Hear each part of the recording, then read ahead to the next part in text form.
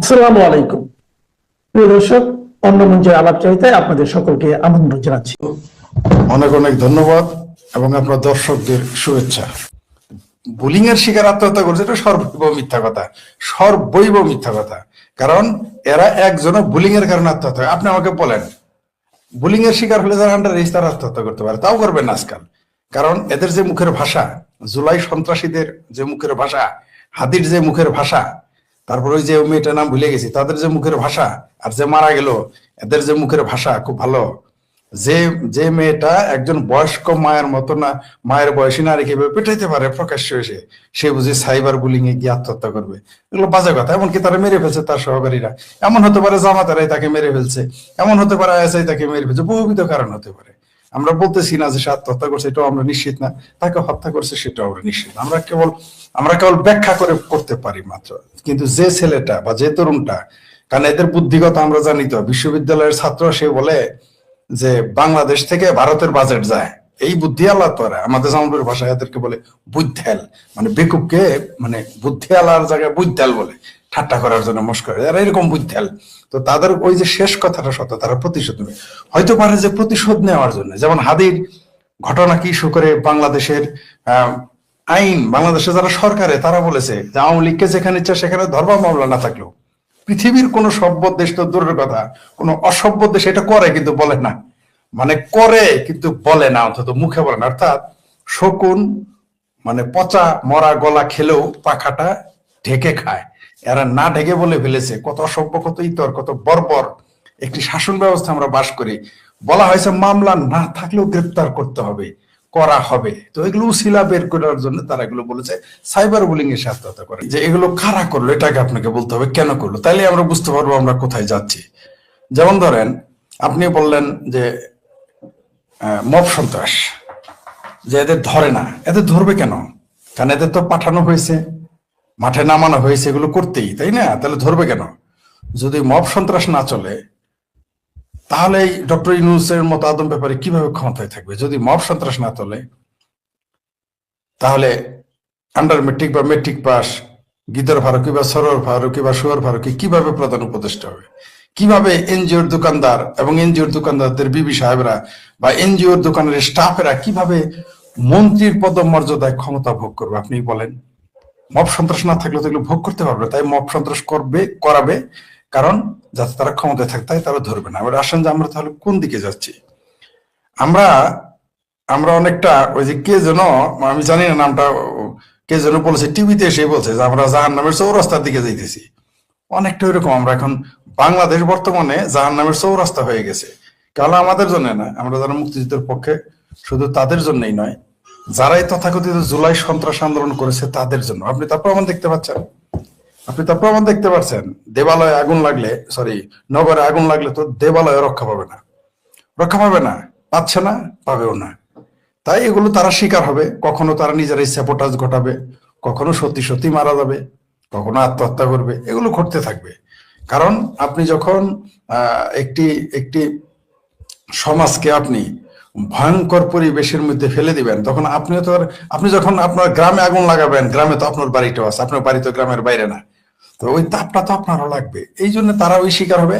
মানে আমরা আমরা আমরা আমরা তারা মরবে পাপে, আমরা মরবো তাপে।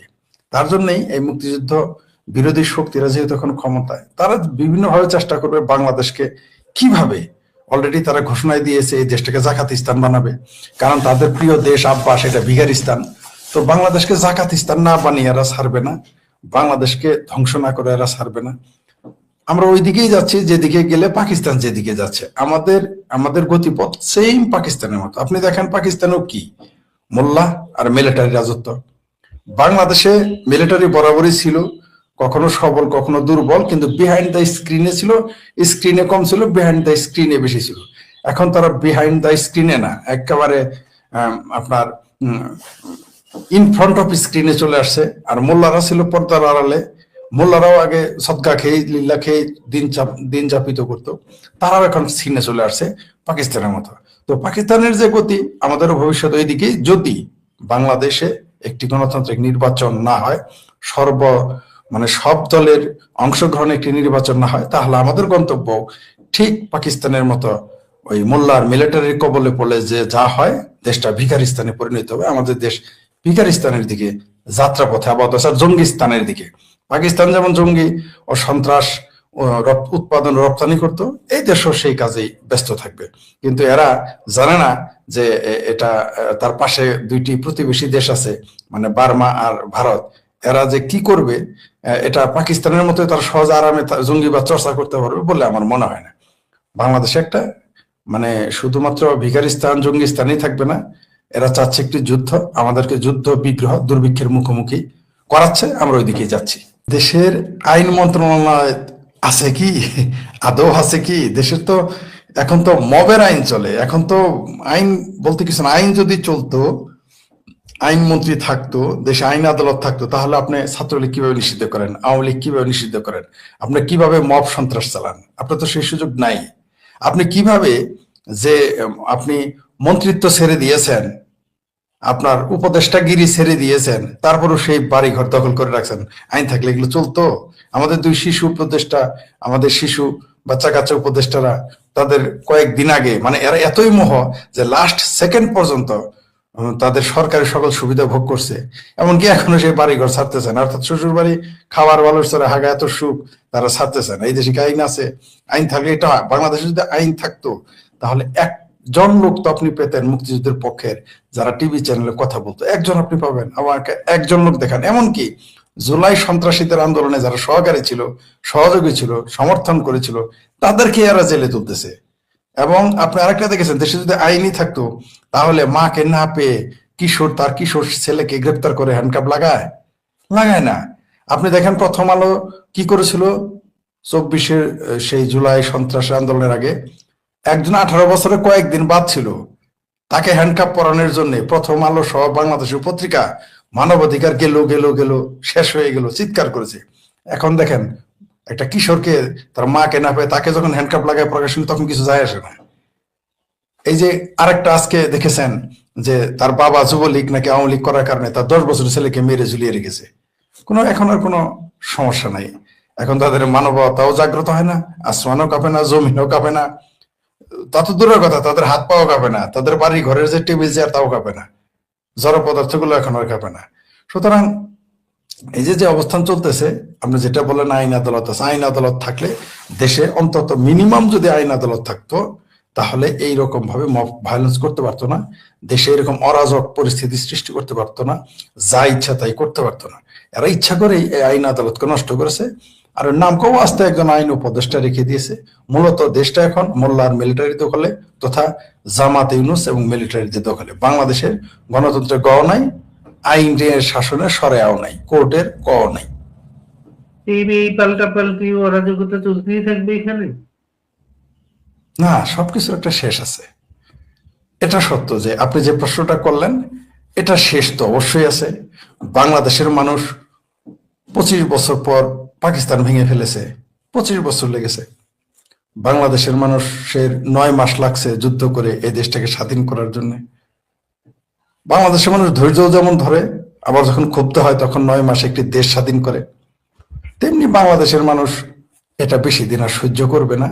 কারণ মানুষ এখন অস্থির হয়ে গেছে একেবারে। সত্যি সত্যি দল মত নির্বিশেষে, উপরে যতই বলুক, মানে এরপর উপরে এরা যতই মিষ্টি মিষ্টি কথা বলুক, আপনি যে কোনো, আমি বহু আগেও চ্যালেঞ্জ দিয়েছি, আবারও দিচ্ছি আপনার চ্যানেলের মাধ্যমে, বিএনপি নয়, আওয়ামী লীগ তো নয়, জামাতের লোক যিনি ব্যবসা করেন, পুরান ঢাকার হোক বা চিটাগাংয়ের হোক, একটা ব্যবসায়ী শুধু আপনার লাইভে এসে বলতে বলেন তার ব্যবসাটা ভালো আছে, আমি কোনো আনসার দিব না, আপনি কোনো আনসার দেওয়ার দরকার নাই।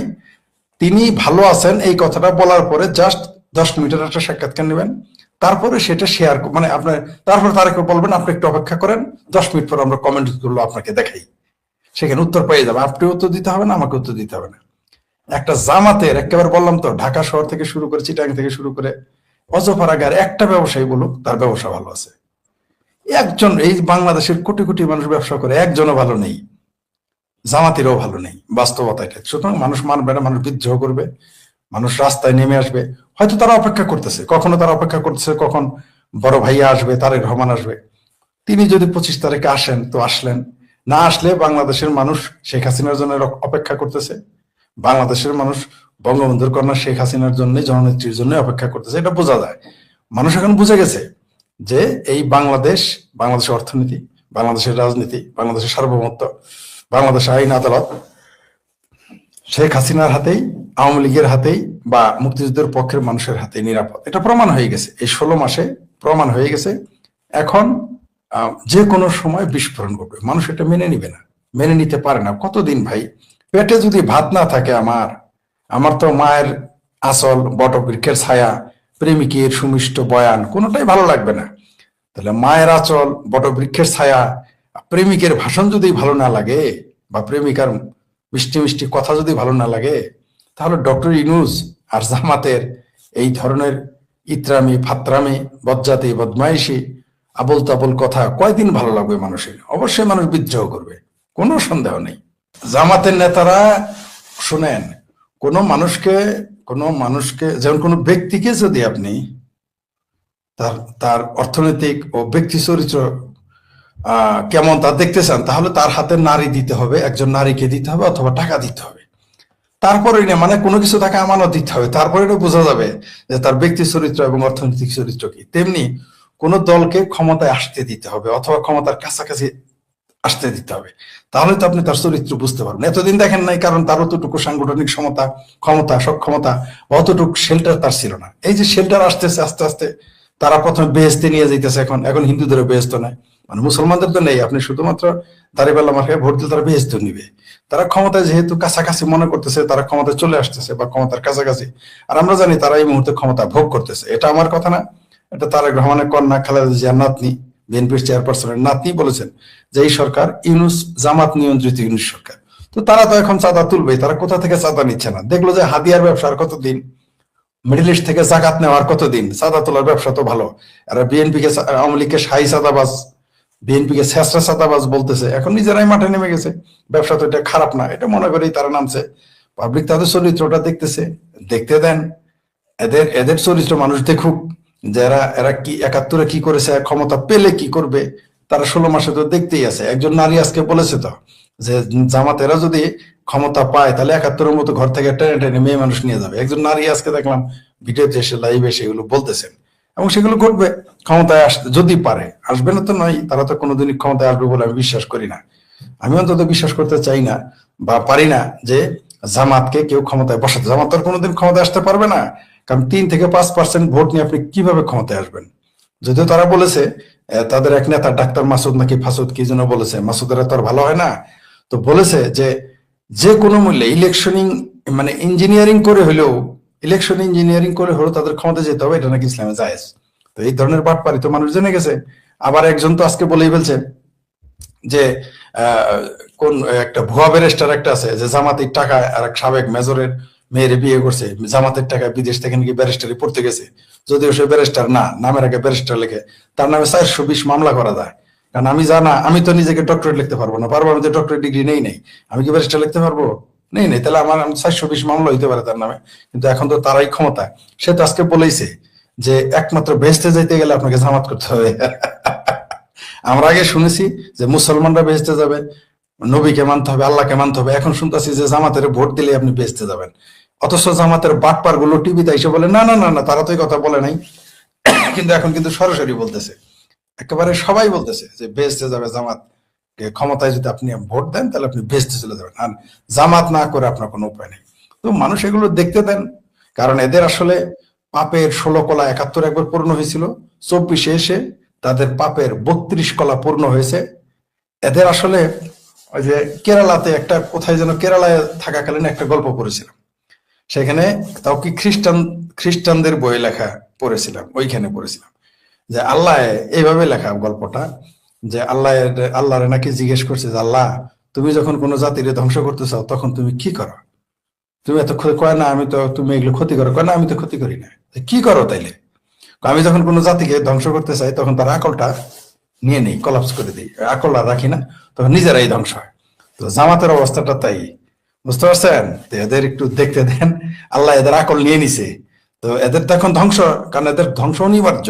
কারণ এদের 71-এর ইতিহাস মানুষ ভুলে গিয়েছিল, এই 16 মাসে মানুষ সেটা বুঝে ফেলেছে এদের কি পরিণতি হবে। তো আল্লাহ তাদের ভাষাতেই বলি, ভাববাদীদের ভাষায়, যে আল্লাহ যখন কারো ধ্বংস করতে চায় তার তো নিজে হাতে কিছু করেন না, তার আকল তুলে নেবেন, তারপরে নিজেই ধ্বংস হবে।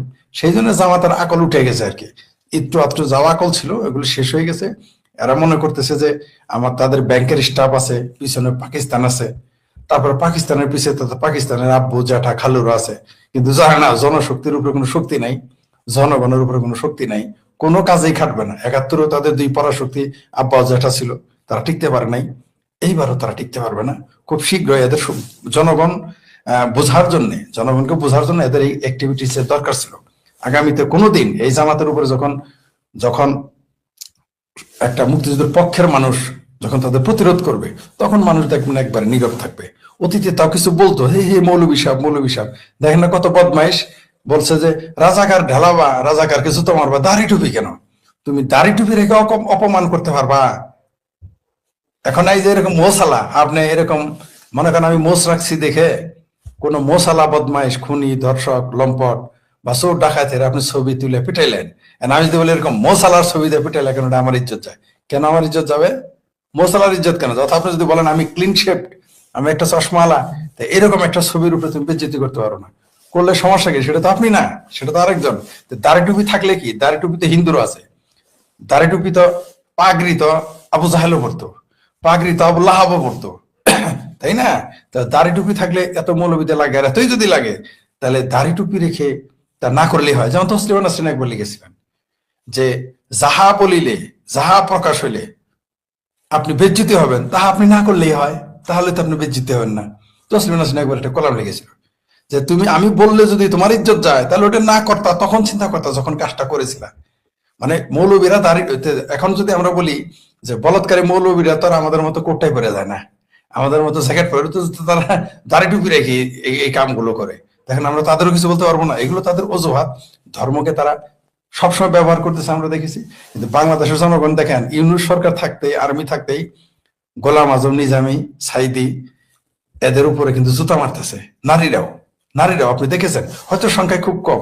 তাহলে এখনো যদি এরকম হয়, অর্থাৎ মাঘ মাসে যদি এত ঠান্ডা হয়, চৈত্র মাসে যদি এত ঠান্ডা হয়, তাহলে মাঘ মাসে কি হবে, কেমন ঠান্ডা পড়বে, সেটা তারা খুব শীঘ্রই আগামীতে দেখতে পারবে। 16 কলা পূর্ণ হইতে দেন। বাংলাদেশের জনগণ এত বোকা না।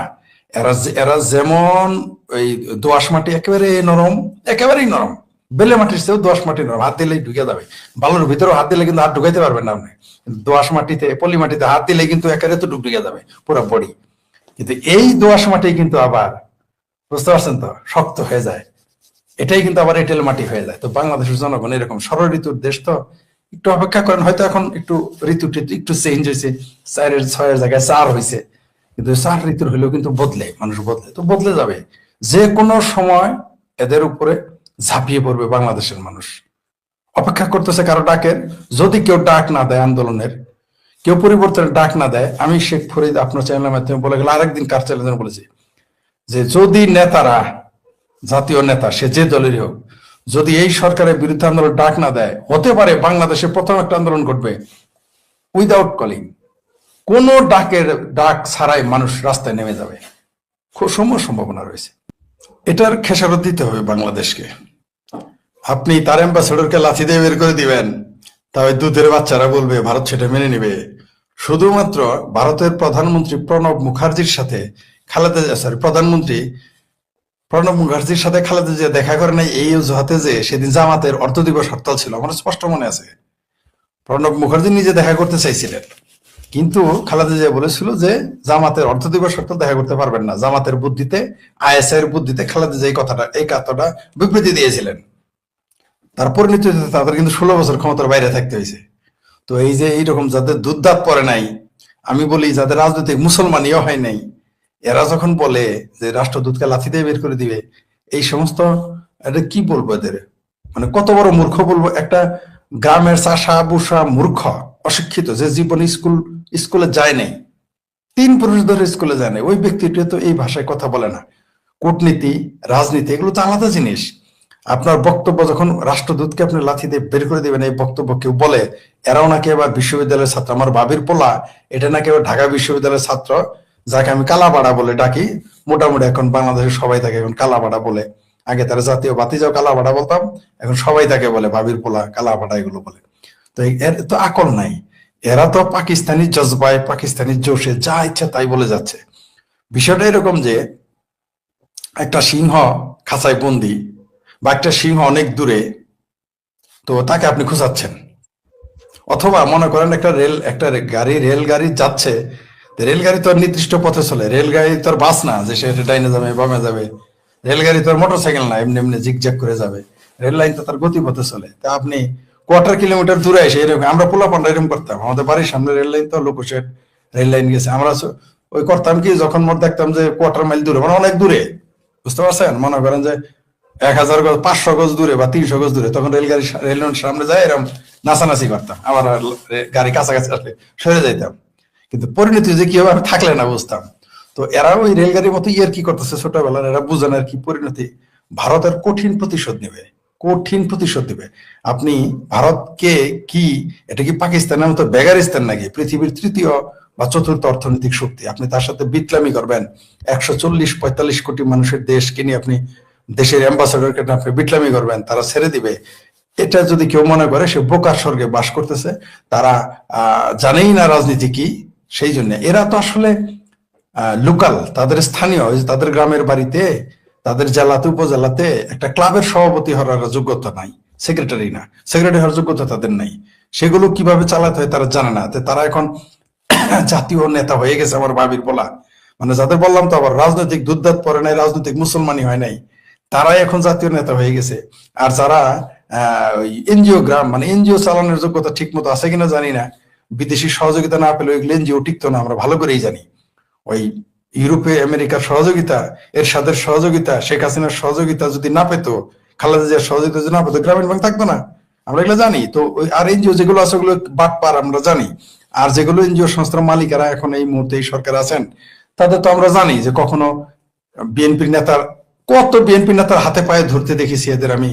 সচিবদের জন্য, সচিব না উপসচিবের সাথে একটা অ্যাপয়েন্টমেন্টের জন্য কত 2-4 জনকে চিনি, নাম বলতে চাই না, উপসচিবের সাথে দেখা করার জন্য কত সিরিয়াল দিছে এরা, তো পায় নাই, তাও দেখা পায় নাই। তারা এখন ক্ষমতায় চলে আসছে, মনে করছে যে এইভাবে দেশ চালায়।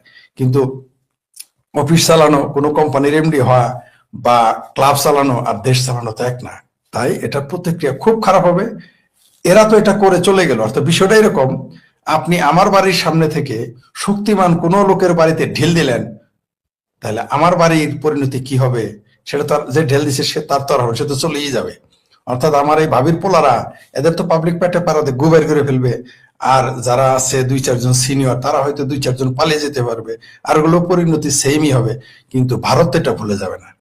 ভারতের সাবেক সেনা কর্মকর্তা কর্নেল অবসরপ্রাপ্ত অজয় কে রায়নার একটি টুইট ঘিরে সামাজিক যোগাযোগ মাধ্যমে তীব্র সমালোচনা উদ্বেগের সৃষ্টি হয়েছে।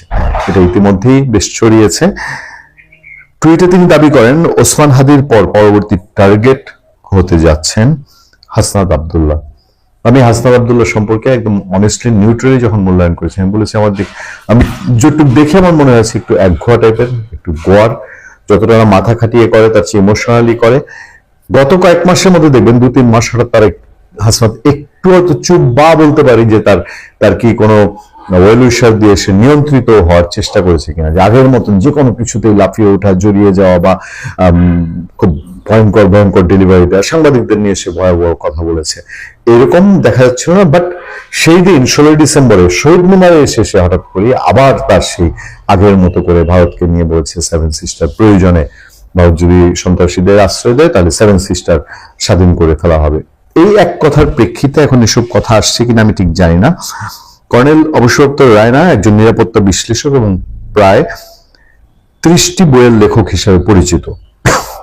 বিতর্ক আরো গভীর হয় যখন এই পোস্টে তিনি কোথায় গুলি করা দরকার ও তাও উল্লেখ করে বলেন, গুলি করতে হবে ঘাড়ে, মাথায় নয়, প্রথমে তাকে নিশ্চুপ করাতে হবে এবং ছোট্ট ছোট্ট ভুলগুলো শুধরে নেওয়া হবে। এই বক্তব্য সামাজিক যোগাযোগ মাধ্যমে ব্যাপক প্রতিক্রিয়া জন্ম দেয়। এক্স মানে সাবেক টুইটারে পোস্টটি প্রকাশের পর বাংলাদেশের বিভিন্ন প্রভাবশালী মিডিয়া হ্যান্ডলার একে দেশটির রাজনৈতিক ব্যক্তিত্বদের বিরুদ্ধে সরাসরি হত্যার হুমকি হিসেবে আখ্যা দেন। কেউ কেউ ইনকিলাব মঞ্চের মুখপাত্র ওসমান হাদির উপর সাম্প্রতিক হামলার সঙ্গে এই বক্তব্যের সম্ভাব্য যোগসূত্র নিয়েও প্রশ্ন তোলেন। তবে বিতর্ক ছড়িয়ে পড়লেও কর্নেল অবসরপ্রাপ্ত অজয় কে রায়না পরবর্তীতে এই বিষয়ে আনুষ্ঠানিক কোনো ব্যাখ্যা দেননি। একটি গণমাধ্যমকে দেওয়া প্রতিক্রিয়ায় তিনি বিষয়টিকে তাচ্ছিল্যের সঙ্গে উল্লেখ করে বলেন, সামাজিক যোগাযোগ মাধ্যমে পোস্ট নিয়ে অতিরিক্ত সংবেদনশীল হওয়ার প্রয়োজন নেই। একই সঙ্গে তিনি মন্তব্য করেন, বাংলাদেশের উচিত ভারতীয় নিরাপত্তা ইস্যুতে বাড়াবাড়ি না করা, কারণ এতে পরিস্থিতি শান্ত হওয়ার বদলে আরো উত্তপ্ত হতে পারে।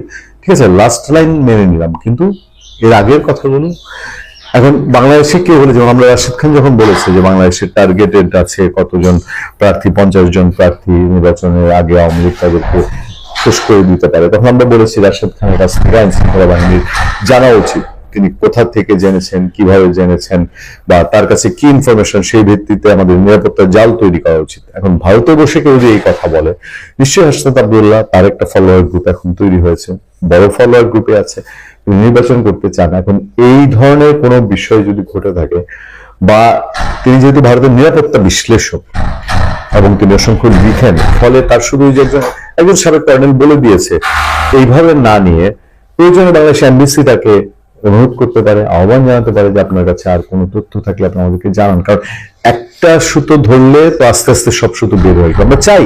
আমরা সবাই চাই এই ঘটনাগুলো যদি ওসমান হাদিরটা পরিকল্পিত, এটা বোঝার জন্য রাজনৈতিক বিশ্লেষক বা নিরাপত্তা বিশ্লেষক, সুপার সায়েন্স বোঝার কোনো ব্যাপার সেটা না, এটা বোঝা যায় যেটা প্রি প্ল্যান না করলে এরকম হয় না। তো সেই প্ল্যান যদি আরো বড় আকার হয়ে থাকে, তাহলে তো আমাদের জন্য এটা সাংঘাতিক দুঃসংবাদ। ফলে এগুলোর মূল বের করা, মূলটা আসলে কোথায়, চোখ বন্ধ করে আমরা নিরপেক্ষ জায়গা থেকে কাউকে সার্টিফিকেট দিয়ে দিতে পারি না। আমরা বলতে পারি না এ করছে, সে করছে, সাবেক স্বৈরাচার বর্তমান স্বৈরাচার, সাবেক ফেসিবাদ বর্তমান ফেসিবাদ, আমরা কাউকে চিহ্নিত করতে পারি না। কিন্তু বের করার মূল দায়িত্বটা আইন শৃঙ্খলা বাহিনীর। তারা কি তাদের কাজটা ঠিক মতো করবেন? যে যতই ব্যাখ্যা দিক, কিছু মুষ্টিমেয় লোকের কারণে সাংবাদিক আনিস আলমগীর তিনি জেলে আছেন, এটা অনেকেই এখন ধারণা করেন। অনেকেই বলেন যে আনিস আলমগীরের পেছনে মানে সরকার একটা স্বৈরাচারী রূপ নিব, সংবাদপত্রের কণ্ঠরোধ করব, কি বলে তারা বলে যে আপনারা মন খুলে কথা বলেন, এইটা বলে পেছন দিয়ে ছুরি মারবো, এই ধরনের কাজে যতটুক যাবে না যাবে তার চেয়ে তাদেরকে উস্কানি দেওয়া আছে। সামনে আমাদের সাংবাদিকদের সবচেয়ে বড় সংগঠন জাতীয় প্রেস ক্লাব, সেই প্রেস ক্লাবের ইলেকশন আছে, সেই ইলেকশন নিয়ে আমাদের মধ্যে বহু কাদা ছড়াছড়ি হয়। নিজের আপন ভাইয়ের পাড়া ভাতে অন্য ভাই ছাই দেন, এটা বাংলাদেশের আমাদের প্রেস ক্লাবে এটা বহু দেখা গেছে অতীতে। যাক, আমি সেইটার সঙ্গে সূত্রপাত না মিলিয়েও সেই কোয়েশনে প্রেস ক্লাবের রাজনীতিতে না গিয়েও, যেহেতু আমি প্রেস ক্লাবে শুধুমাত্র ভোটটা দেই এবং যাওয়া আসা করি, আমি সেখানকার কোনো রাজনীতিতেই জড়িত না, এবং কোনো অংশের সঙ্গেই আমার সেই মানে একেবারে একনিষ্ঠ একাগ্রতা, আমি সব পক্ষকে ব্যক্তিগতভাবে যাদের সঙ্গে আমার সম্পর্ক, আমি তাদেরকে ভোট দিই বরাবর। কিন্তু সেই আওয়াজ আমরা শুনি, আমরা বিভিন্ন জায়গা থেকে শুনি, কথা হয়, শুনি। এর বাইরে সরকারের সেই যে এখন ইলেকশন চলে আসছে, আমাদের একটা সামনে আরো কোনো এজেন্ডা আছে, এটা পুরোপুরি বাস্তবায়ন করতে হবে। ফলে আনিস আলমগীরকে স্বীকার করে ওসমান হাদির ঘটনাটাকে একটু অন্যদিকে ঘোরানোর কোনো ব্যাপার সেপার পাশাপাশি হচ্ছে দেশের পরিস্থিতি আরো ঘোলাটে করা। ওই যে একটা পুঁজি, ফেসিবাদ পুঁজি, আওয়ামী লীগ পুঁজি, শেখ হাসিনা পুঁজি, এই পুঁজিকে জিয়ে রাখার মধ্যে একটা এমন একটা ঘি ঢালা আর কি, নতুন ঘি ঢালা, সেইটুক যে বিশ্বের আমাদের সীমানার বাইরের রিয়াকশনটা কি হতে পারে, এটা দেখা যাচ্ছে। ছোট্ট উদাহরণ আমাদের সামনে দেখেন, সাংবাদিক আনিস আলমগীরকে মুক্তির দাবি জানালো অ্যামনেস্টি ইন্টারন্যাশনাল। সরকার এর আগে আরো ঘটনা অ্যামনেস্টি ইন্টারন্যাশনাল ছোটখাটো কিছু স্টেটমেন্ট দিয়েছে, কিন্তু সরকার তো ওগুলো গায়ে মাখে না। গ্রেফতার সাংবাদিক আনিস আলমগীরকে মুক্তি দেওয়ার দাবি জানিয়েছে অ্যামনেস্টি ইন্টারন্যাশনাল। একই সঙ্গে মত প্রকাশের স্বাধীনতার পথ সুগম করতে অন্তর্বর্তী সরকারের প্রতি আহ্বান জানিয়েছে সংগঠনটি। এগুলা কি হয় বলেন দেখি? মুঞ্জুর আলম পান্নার সময় এগুলো দিয়েছে, যখন সরকার মনে হয়েছে মুঞ্জুর আলম পান্না জামিন পেয়েছেন। এখন আনিস আলমগীরের ক্ষেত্রে এগুলো বলে, এগুলা এক কান দিয়ে ঢুকে আরেক কান দিয়ে বের হওয়ার মতো। জিজ্ঞেস করলে বলবে মানে এখন যুক্তি তো এটাই এস্টাবলিশ যে কি তার কথা ফেসিবাদের পক্ষে যাচ্ছিল। বুধবার লন্ডন ভিত্তিক মানবাধিকার সংস্থার ওয়েবসাইটে প্রকাশিত এক প্রতিবেদনে সংগঠনটির আঞ্চলিক গবেষক রিহাব মাহমুদ এ আহ্বান জানান। প্রতিবেদনে বলা হয়েছে, কার্যক্রম নিষিদ্ধ আওয়ামী লীগের পক্ষে প্রচার চালানোর অভিযোগে আনিস আলমগীর ও আরো 4 জনের বিরুদ্ধে একটি অভিযোগ দায়ের করার পর 15 ডিসেম্বর সন্ত্রাস বিরোধী আইনে তাকে আটক করা হয়। এই ঘটনা প্রসঙ্গে সংগঠনটির আঞ্চলিক গবেষক বলেন, আনিস আলমগীরের গ্রেফতার বর্তমানে নিষিদ্ধ ঘোষিত আওয়ামী লীগ কর্মকাণ্ডের প্রতি সমর্থন রয়েছে এমন ধারণা ভিত্তিতে ব্যক্তিদের নিশানা করার যে উদ্বেগজনক প্রবণতা চলছে তারই ধারাবাহিকতা। নিজস্ব অভিমত বা মতামত প্রকাশকারীদের কণ্ঠরোধ করতে সন্ত্রাস বিরোধী আইনের অপব্যবহার না করে এবং অন্তর্বর্তী সরকার ও সংশ্লিষ্ট কর্তৃপক্ষের উচিত বাক স্বাধীনতা এবং সংগঠন করার স্বাধীনতার পথ সুগম করা, বিশেষ করে নির্বাচন প্রাককালে। একই লাইন আমার মনে পড়ে, প্রায় সেম লাইন মঞ্চ ৭১-এর গ্রেফতারের পরে এবং মঞ্জু আলম পান্নার ক্ষেত্রে অ্যামনেস্টি ইন্টারন্যাশনাল বলেছে, আমাদের সরকারের কানে যদি এই বাতাস যেত, এই কথা পৌঁছাতো, তাহলে কি আনিস আলমগীরের ঘটনা ঘটতো? অ্যামনেস্টির পক্ষ থেকে বলা হচ্ছে, অন্তর্বর্তী সরকারকে অবশ্যই জাতিসংঘের নাগরিক ও রাজনৈতিক অধিকার সম্পর্কিত আন্তর্জাতিক চুক্তির প্রতি তাদের দায়বদ্ধতাকে সম্মান জানাতে হবে এবং অবিলম্বে আনিস আলমগীরকে মুক্তি দিতে হবে। অনেকেই প্রত্যাশা করেন আনিস আলমগীরকে হয়তো দ্রুত মুক্তি দিবে, কারণ এটা নিয়ে এত বেশি নোংরামির পরিচয় ঘটেছে যে একটা মানুষকে, সাংবাদিক, তিনি কথা বলেন, এই জন্য তাকে ডেকে নিয়ে গেল ডিবি অফিসে বসিয়ে রেখে, পরে মধ্যরাতে একটা মামলা হলো, সে মামলায় তিনি আসামি এবং তিনি জেল, মানে এমন ধারায় জেলে যেই আইন নিয়ে এর আগে দেশে হুলস্থুল কাণ্ড ঘটেছে। ফলে অ্যামনেস্টির এই বক্তব্য আমাদের সরকারের কানে কি পৌঁছাবে? ভালো থাকবেন, সুস্থ থাকবেন। আপনার সাথে আমি আতিক রহমান, পূর্ণিয়া।